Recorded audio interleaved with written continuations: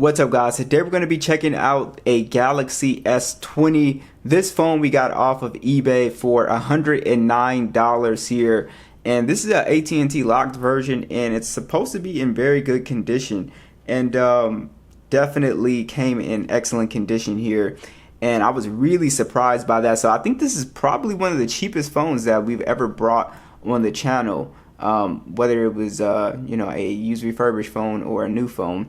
So $109, this phone is pretty incredible for this price point. So let's go ahead and dive in, taking a closer look at the build quality and the overall hardware. You can see it looks pretty good here. So I think this guy said it was in good condition or very good condition here. Yeah, good condition, but to me this looks excellent. I can't actually see any imperfections anywhere on this device. So I would actually say this is excellent condition. It almost looks, close to new. So that was a really nice surprise for sure. Now again, this is a very light phone and it's very thin as well too. And yeah, that was the first thing I noticed. Very light, very thin. And it's somewhat of a smaller phone, even though not super small at like 6.2 inches.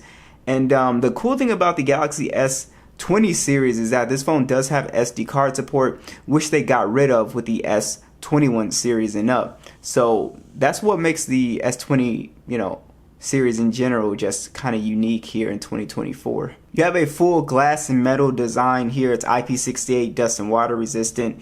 And this phone is very comfortable to hold here with the 6.2 inch display. Now, just like with the other S series phones or S20 series phones, this phone, it is dynamic AMOLED 120 Hz. It is HDR10 plus, and it is 1200 nits brightness on this screen here. The bezel still look pretty respectable on this phone as well too. Doesn't look bad at all. But again, it's a 1440p display, but you can only run the 120 Hz at the 1080p resolution. But besides that, this is a awesome display. It's the classic Samsung panel with the really vibrant colors on here. Now it is a curved panel as well.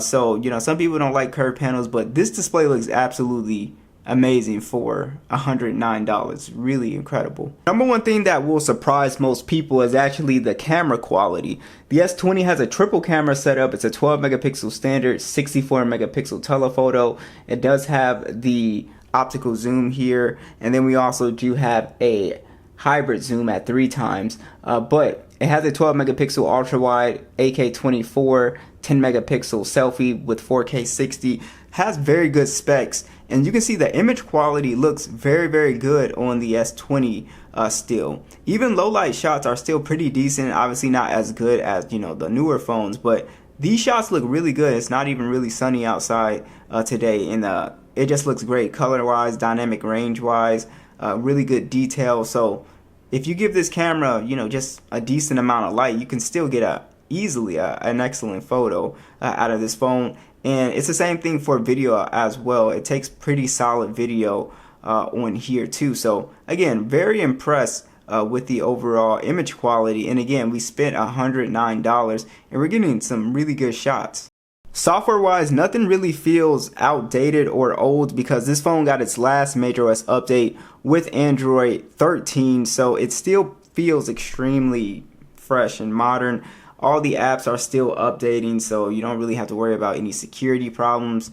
And currently it is still getting security patches, the entire S20 series.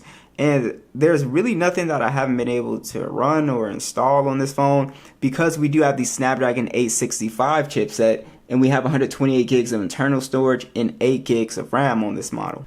Now, since this is an older flagship, we can actually still get excellent performance when it comes to gaming because the Snapdragon 865 is still a very efficient and well optimized chip. So if we go to graphics, we can still play PUBG at the smooth Extreme Plus here, and the 90 frames is very smooth on here, and you really won't have any performance problems with this phone. In general, it's not really a chip that is gonna overheat or anything like that. Again, if you have the Exynos model or something like that, that's a different story. I'm not really sure about that because they don't sell those models in the US. But yeah, the Snapdragon model, if you can get your hands on this one, this is excellent performance, guys. So if you're trying to do like some gaming, this can still pretty much play pretty much anything, whether it be GTA, Call of Duty, Genshin, whatever, it's still going to do a fantastic job with performance. And then also you have that SD card support that you could, throw in here. Since it is 128 gigs, you can just throw an SD card in here,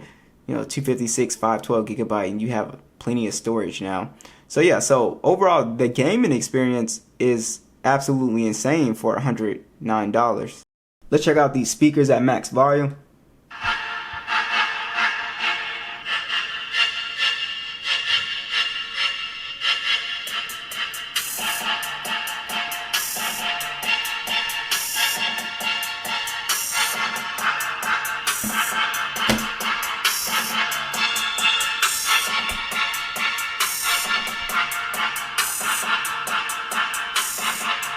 Not bad at all.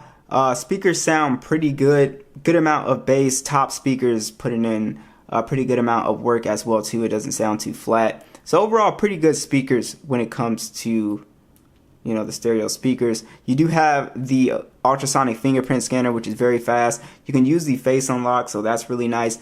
And as far as your additional features, like I was saying, you have your Samsung desktop support here. The only thing that you would be missing from a Galaxy S20 or something like that would be like the AI features, which you may or may not care about. But you can also just download ChatGPT. Will actually do a fantastic job. So if you do want to experience some of that AI stuff, you can just download the ChatGPT app and you'll get like a lot of AI functionality. We should be able to get pretty decent battery life out of this phone here. Now, we do have a 4,000 milliamp hour battery. We also do have the wireless and reverse wireless charging on here as well. And 4,000 milliamps is not a huge battery, but we should get some decent performance on here, especially if you are a lighter user. But yeah, so I've been pretty impressed with the Galaxy S20, and we're going to use this phone a little bit more, do some comparisons. So if you guys want to see any comparisons, be sure to let me know. And yeah, very impressive for this price point. This phone is very, very cheap, and I think it just feels, amazing in 2024. So what do you guys think?